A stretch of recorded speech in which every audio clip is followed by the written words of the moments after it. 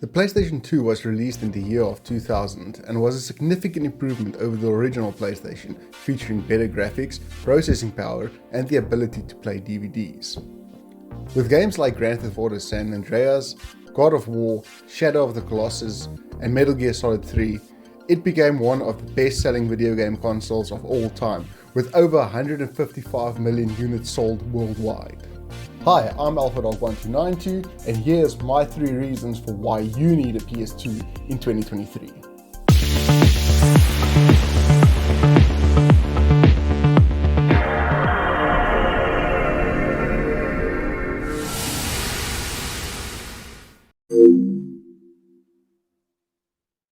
You might think I'm crazy for suggesting that you need to get yourself a PS2 in 2023 when there's other consoles out like the PS5, the Xbox One. I mean, we are literally in the heart of the next gen. But just hear me out. The main reason for this is not just for a piece of nostalgia, but it's also for the amazing games that came out on the PS2 that basically anchored itself into the heart of video game history. With that being said, here are some of the reasons why I think you should own a PS2 in 2023. Reason number 1, the games library. The PS2 had a huge library of games. There are over 4,000 titles that was released on this console since the release date, covering every genre that you can possibly think of, whether it's adventure, RPG, sport, horror, you name it. If there's a genre, it's on the console. Some of the most iconic and influential titles that probably exist on the PS2, and I think that painted the way forward for a lot of gamers, were games such as GTA San Andreas, Metal Gear Solid 3, Shadow of the Colossus, games like Final Fantasy X, and who will ever forget Kingdom Hearts. Another plus factor is that the PS2 was completely backwards compatible. In other words, well, if you think about it, there was only one other console, the PS1. By adding the PS1's library to the PS2, that added a whole additional 2,000 video games to the library of games that you can play, making it one of the most versatile consoles for its time. Reason number 2, cheap and easy to find. You can basically walk into any thrift or pawn shop and find one for under $50. In fact, sometimes even less. Facebook Marketplace is flooded with the units.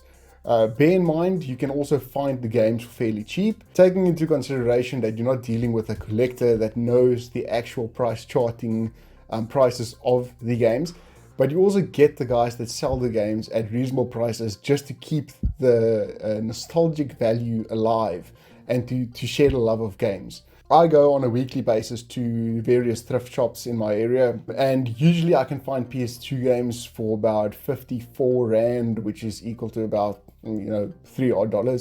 So it's a really good price. My buddy Frank Pandas recently bought a copy of Silent Hill 3 complete in box, and he only paid $100 for it, which is like pretty much $6. And anybody that knows the value of Silent Hill 3 will know that that is an absolute steal. Reason number 3, fun and simple. No internet, no problem. Sometimes you just want to relax, plug in your console, sit back, relax, and play a game. You don't want to wait for a 50 gig update to finish for a new skin that came out. The PS2 offers exactly that kind of gaming experience. The games are easy to pick up, still offering enough challenge, and it goes into a level of depth that keeps you engaged in the game. The graphics may not be the most realistic or detailed as modern games, but it still has its own little charm and nicks and styles. And I think one thing that we all can agree on is that in the PS2 era, all the games had amazing soundtracks. Just putting in the disc and listening to that sweet soundtrack from 2002, I mean, does it get any better?